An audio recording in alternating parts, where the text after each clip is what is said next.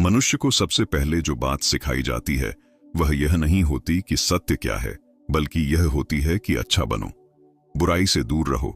यह शिक्षा इतनी गहराई से भीतर उतर जाती है कि बाद में वह जीवन को देख ही नहीं पाता, केवल उसे जज करता रहता है। उसके सामने जो भी घटित होता है वह तुरंत उसे दो हिस्सों में बांट देता है। यह सही है, यह गलत है, यह पुण्य है, यह पाप है। धीरे धीरे यह आदत इतनी पक्की हो जाती है कि उसे लगता है यही चेतना है, जबकि यह केवल एक स्थिति है। राजा जनक भी इसी भाषा में पले बढ़े थे। एक आदर्श राजा, धर्मप्रिय, न्यायप्रिय, शास्त्रों का सम्मान करने वाला। बाहर से देखने पर उनके जीवन में कोई कमी नहीं थी, फिर भी भीतर कहीं एक असहजता थी, एक बेचैनी थी, जिसे न राज्य का वैभव शांत कर पा रहा था, न धर्म का पालन। यही बेचैनी उन्हें अष्टावक्र के पास ले आई, और वहीं पहली बार उन्हें यह झटका लगा कि समस्या उनके कर्मों में नहीं, बल्कि उनके देखने के तरीके में है। अष्टावक्र ने जनक को यह नहीं बताया कि कौन सा कर्म पाप है और कौन सा पुण्य। उन्होंने यह भी नहीं कहा कि क्या करना चाहिए और क्या नहीं। उन्होंने केवल इतना संकेत किया कि जिस क्षण तुम जीवन को अच्छे और बुरे में बांटते हो, उसी क्षण तुम मन के दास बन जाते हो, क्योंकि यह विभाजन बाहर नहीं है, यह केवल तुम्हारे भीतर है। अस्तित्व अपने आप में न अच्छा है न बुरा, वह जैसा है वैसा है। समस्या तब शुरू होती है जब मन उसमें अपनी व्याख्या जोड़ देता है। मनुष्य यह मानकर चलता है कि पाप कोई वास्तविक चीज है, जैसे कोई काला धब्बा जो आत्मा पर लग जाता है। लेकिन यह धारणा कभी जांची नहीं जाती। कोई यह नहीं पूछता कि पाप आखिर पैदा कहां होता है, क्या वह कर्म में होता है या कर्म को देखने वाले मन में। अष्टावक्र का पूरा संकेत इसी प्रश्न की ओर है। वे जनक को दिखाते हैं कि कर्म तो केवल घटना है, लेकिन पाप निर्णय है, और निर्णय हमेशा मन करता है। राजा जनक के लिए यह बात असहज थी। उन्हें सिखाया गया था कि राजा का धर्म सबसे ऊपर है, कि हर कर्म का नैतिक मूल्य होता है। लेकिन अष्टावक्र धीरे धीरे यह स्पष्ट करते हैं कि नैतिकता समाज की सुविधा है, अस्तित्व का नियम नहीं। समाज को व्यवस्था चाहिए, इसलिए उसने लेबल बनाए। ये लेबल काम के हो सकते हैं, लेकिन सत्य नहीं होते। समस्या तब पैदा होती है जब मनुष्य इन लेबलों को ही अंतिम सत्य मान लेता है। मन जब किसी कर्म को पाप कहता है तो वह वहीं नहीं रुकता, वह अपराध बोध पैदा करता है। अपराध बोध मनुष्य को भीतर से तोड़ता है, वह अपने ही खिलाफ खड़ा हो जाता है। बाहर से वह धार्मिक दिख सकता है, लेकिन भीतर लगातार खुद को सजा देता रहता है। यही वह आग है जो दिखाई नहीं देती, लेकिन जीवन को जला देती है। अष्टावक्र इस आग को पहचानते हैं और जनक को बताते हैं कि मुक्ति इस आग से बाहर आने का नाम है, न कि कर्मों की सूची सुधारने का। यह समझना बहुत जरूरी है कि अस्तित्व किसी को दोषी नहीं ठहराता। वह कभी यह नहीं कहता कि तुम पापी हो, वह केवल यह दिखाता है कि जो हुआ उसका परिणाम क्या है। परिणाम और दंड में बहुत बड़ा अंतर है। दंड में नैतिकता होती है, परिणाम में केवल तथ्य। लेकिन मनुष्य ने परिणाम को दंड बना लिया है। उसने जीवन को अदालत बना लिया है, जहां वह खुद ही जज भी है और आरोपी भी।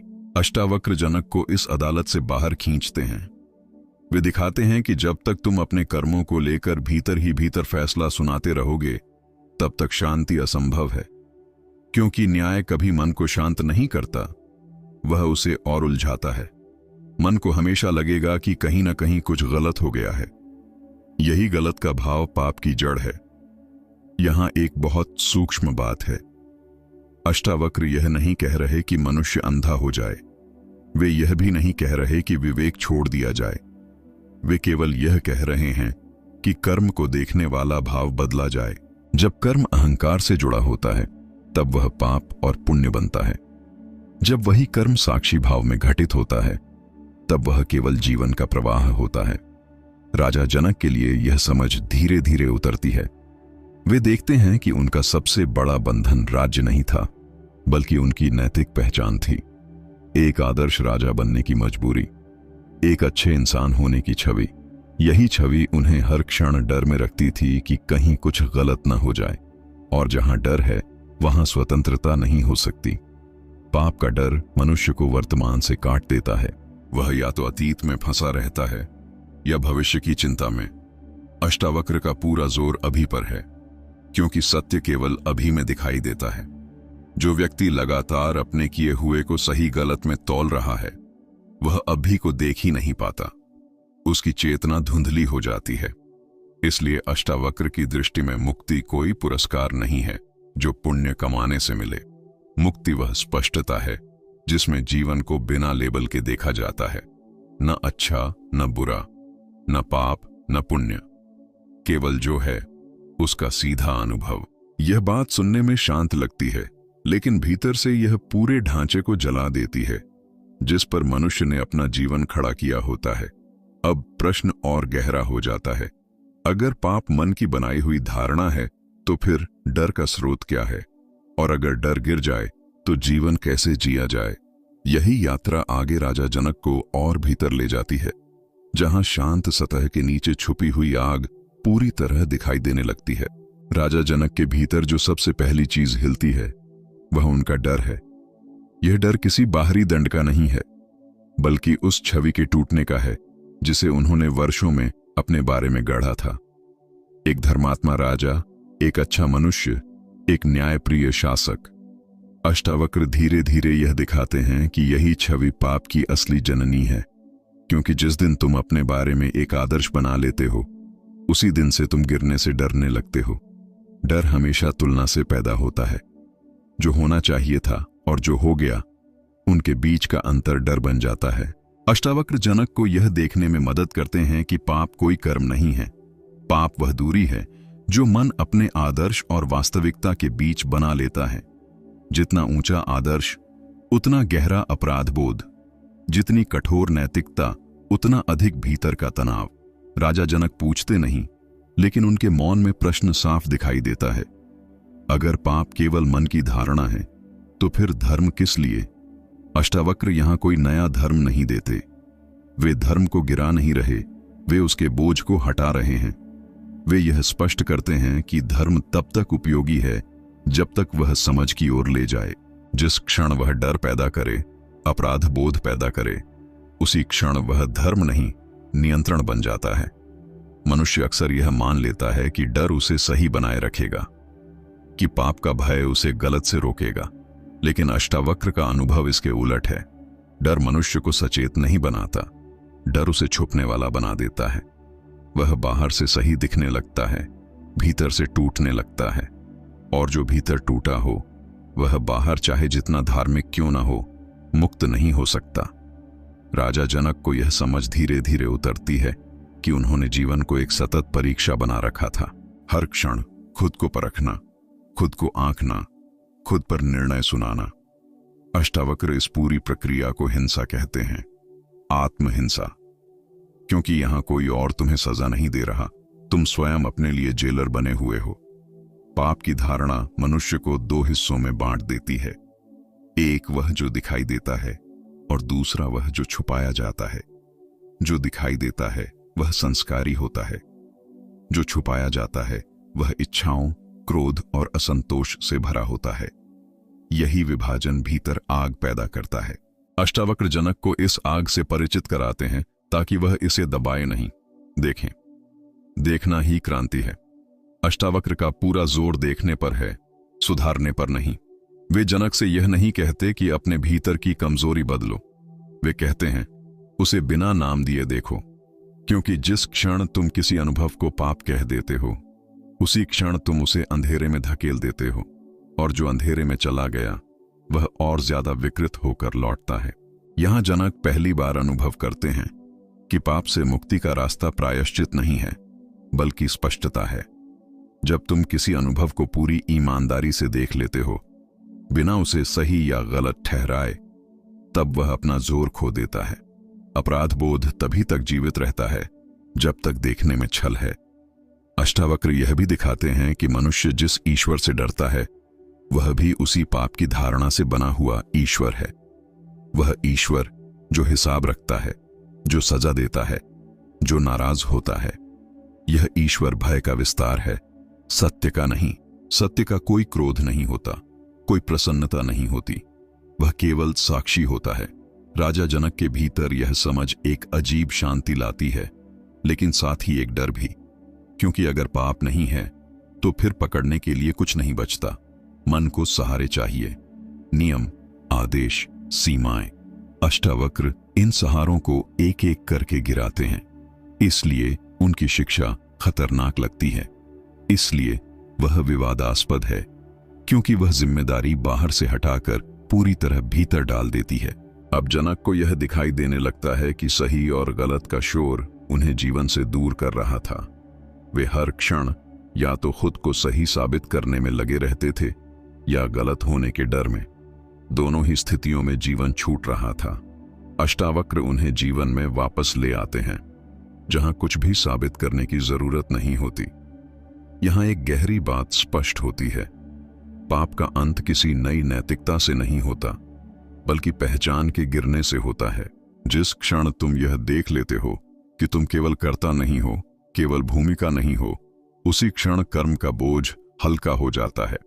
कर्म घटित होता है, लेकिन वह आत्मा पर निशान नहीं छोड़ता। राजा जनक को अब यह साफ दिखाई देता है कि उनका असली बंधन राज्य नहीं था, समाज नहीं था, बल्कि उनका अपना मन था, जो हर क्षण जीवन को जज कर रहा था। अष्टावक्र उस जज को ही प्रश्न में डाल देते हैं, और जब जज गिरता है तब पाप अपने आप गिर जाता है।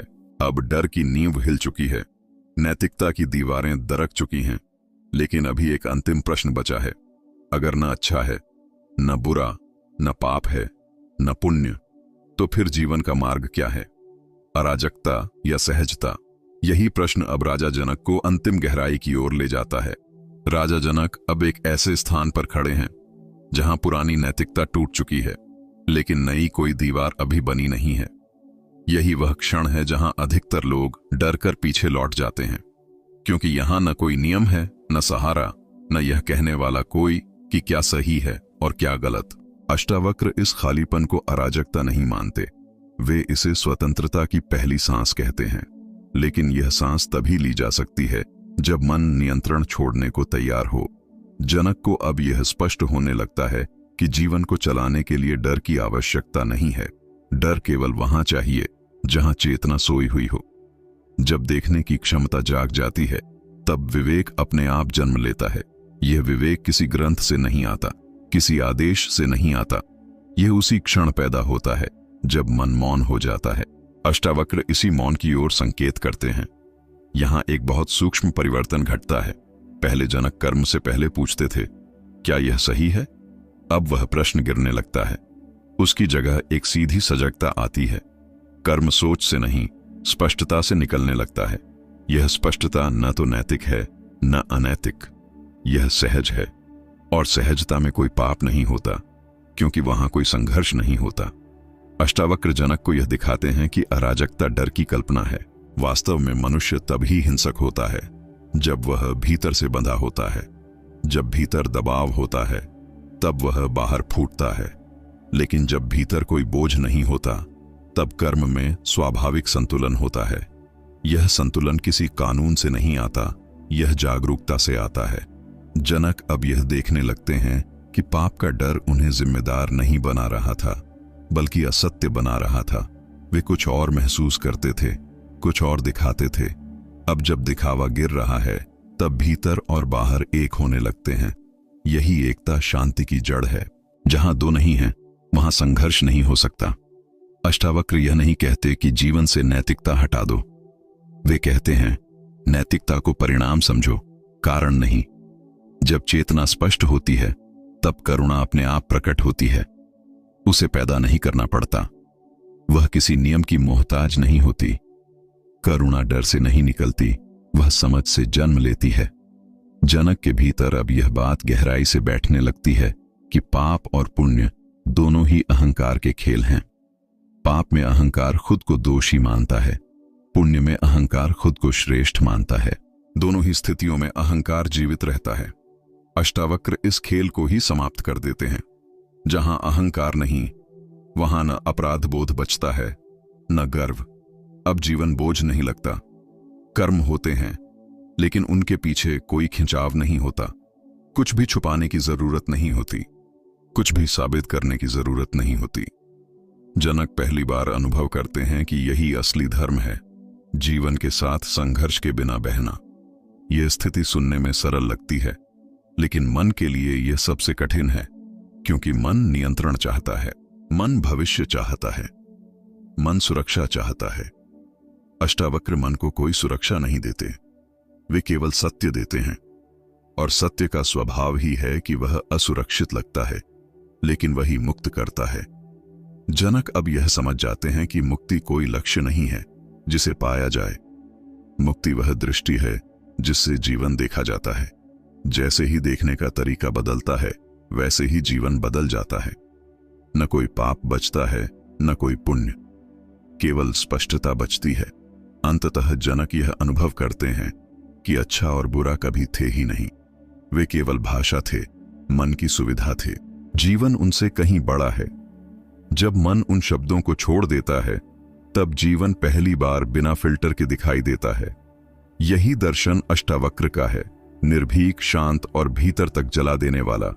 यहां कोई निष्कर्ष नहीं है, क्योंकि सत्य निष्कर्ष नहीं मांगता। यह कोई उपदेश नहीं है, क्योंकि उपदेश मन के लिए होता है। यह केवल एक संकेत है कि जब डर गिर जाता है, जब पाप का बोझ उतर जाता है, तब जो बचता है वही तुम हो, और वही पर्याप्त है। धन्यवाद।